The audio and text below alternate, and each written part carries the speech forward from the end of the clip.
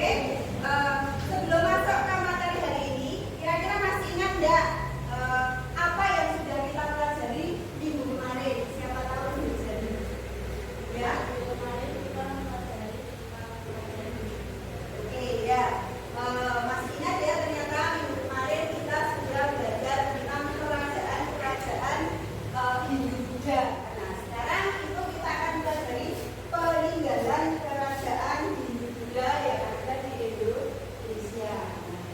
Nah, untuk tujuan pembelajaran hari ini, melalui kunjungan virtual atau analisis gambar, peserta didik dapat mengidentifikasi berbagai bentuk peninggalan budaya Hindu Buddha dan menyimpulkan pengaruhnya terhadap kebudayaan Indonesia saat ini di lingkungan sekitar kita. Nah, ini untuk dimensi profil lulusannya, kita nanti akan satu, keimanan dan ketakwaan terhadap budaya bangsa yang ada penalaran kritis, kreativitas, kolaborasi, kemandirian dan komunikasi. Selanjutnya, nah, kita akan menyimak sebuah video. Nanti silakan didengarkan ya, disimak baik-baik. Anak-anak, pada pertemuan kali ini kita akan membahas tentang peninggalan-peninggalan masa Hindu Buddha. Apa saja peninggalan-peninggalan tersebut? Yuk disimak. Banyaknya jumlah kerajaan-kerajaan Hindu Buddha di Indonesia mewariskan peninggalan sejarah yang banyak pula.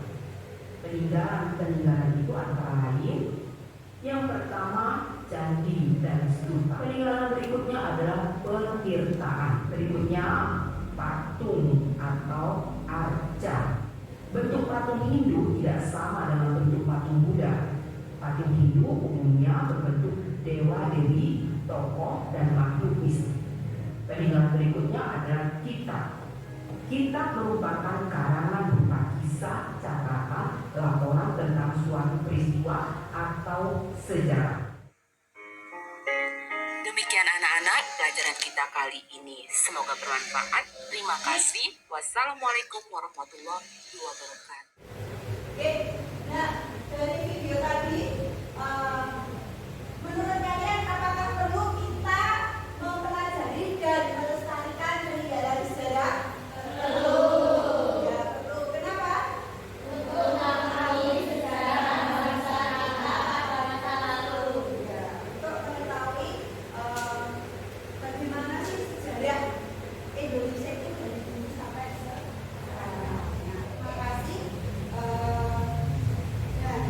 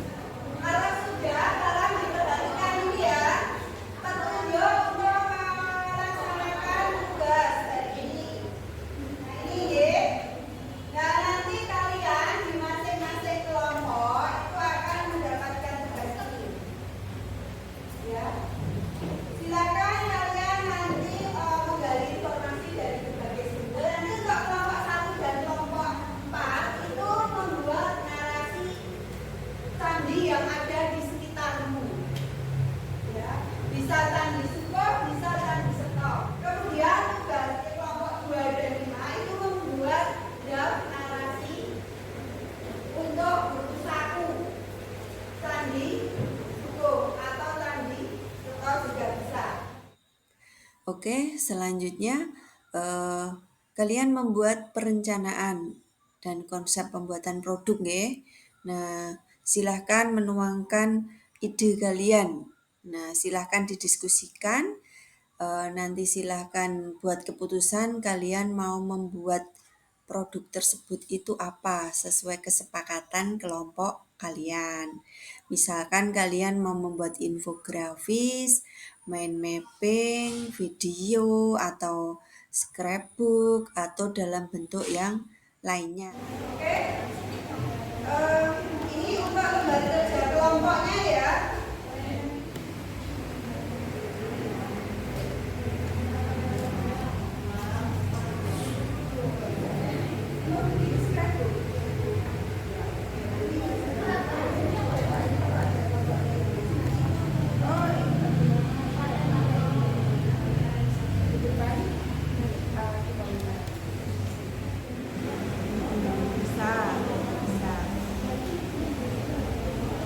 Silahkan mau menggunakan media Canva. Punya akun belajar ID kan?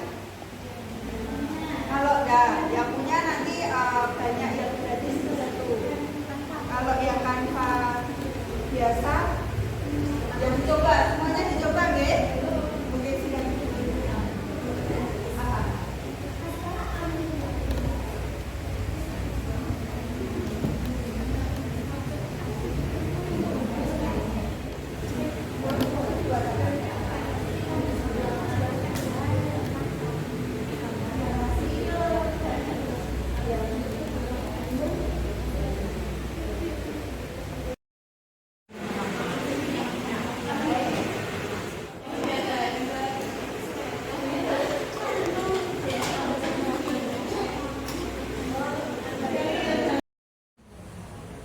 Oke, sudah selesai?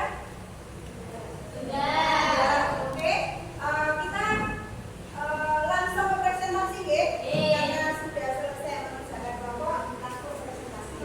Nah, mungkin untuk merefresh kita, kalian sudah kerja kelompok, silakan siapa yang mau beri ice breaking? Sukarela, yuk, maju. Langsung. Ayo, siapa? Oh ya, Mbak Intan, yuk, silakan. Tepuk 2, tepuk 1, 1. Ya. Nah, kan nggak ada kata-kata tepuk, ikuti ucapannya. Tepuk 2, tepuk 2, 2. Yang tidak konsentrasi. Ya. Nanti silakan untuk konsentrasi itu untuk meningkatkan kalian ya, pembelajaran. Jadi untuk merefresh juga. Oke, terima kasih Mbak Intan. Tepuk tangan untuk Mbak Intan. Oke, nah silakan kelompok yang mau maju, saya persilakan langsung saja. Oke, sebelum ini presentasi ada lembar kerja kelompok. Nah, silakan nanti untuk ditulis penampilan dari kelompok yang maju itu kira-kira bagaimana. Oke? Paham ya? Waalaikumsalam warahmatullahi wabarakatuh. Merupakan salah satu peninggalan sejarah yang terletak di wilayah barat Bengawan namanya Borneo. Candi ini diperkirakan dibangun pada abad ke-15, yaitu pada saat akhir kejayaan kerajaan Jepang. Berbeda dengan candi Hindu maupun Buddha lain, bentuk candi kukuh unik karena menyerupai piramida berukuran mirip bangunan megalitik zaman dulu. Perkenalkan, nama saya Sriati. Di sini saya ingin bertanya tentang kegunaan dari candi Sumbo. Terima kasih. Penggunaan candi Sumbo yaitu antara lain sebagai tempat ibadah, sebagai simbol kesuburan, sebagai pusat pemujaan, sebagai artefak sejarah, dan sebagai objek wisata. Nah, dari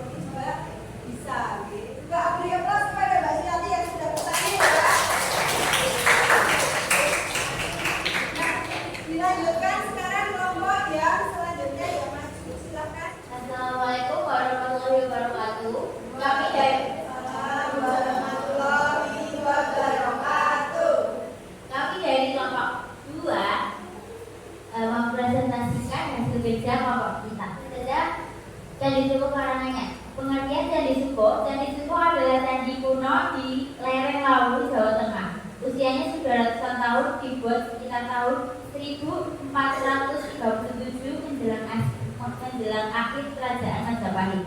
Oke, cukup sekian presentasi yang dapat kami sampaikan. Kurang lebihnya mohon maaf. Apakah sebelum saya akhiri, apakah ada yang ditanyakan? Perkenalkan, nama saya Aisyah. Saya ingin bertanya, apa keunikan dari Candi Suko? Keunikan arsitektur, bentuk piramida bertingkat mirip situs peradaban Maya Inca. Relatif dan area yang berani menggambarkan simbol kesuburan. Pintu gerbangnya berbentuk gapura, wadurangsa beratap. Terima kasih. Sekian presentasi yang dapat saya sampaikan. Terusnya mohon maaf. Wassalamualaikum warahmatullahi wabarakatuh. Waalaikumsalam warahmatullahi wabarakatuh. Beri tepuk tangan. Oke, selanjutnya setelah kalian presentasi, nah ini disampaikan asesmen semakin asesmen di mana untuk mengetahui pembelajaran hari ini kira-kira sudah menguasai atau belum. Silakan dikerjakan guys, dan saya kirim grup WA kalian.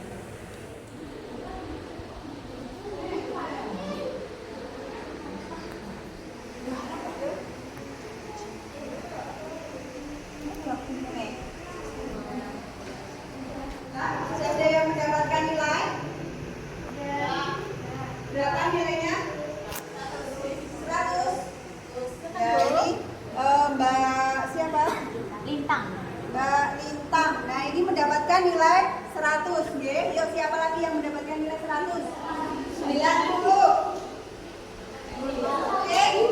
Dan oke, anak-anak. Dan nanti rekaman nilai ada di saya, nggih.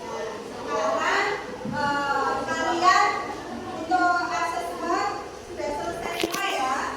Untuk kesimpulan pembelajaran hari ini kira-kira apa yang sudah kalian pelajari dari awal sampai akhir.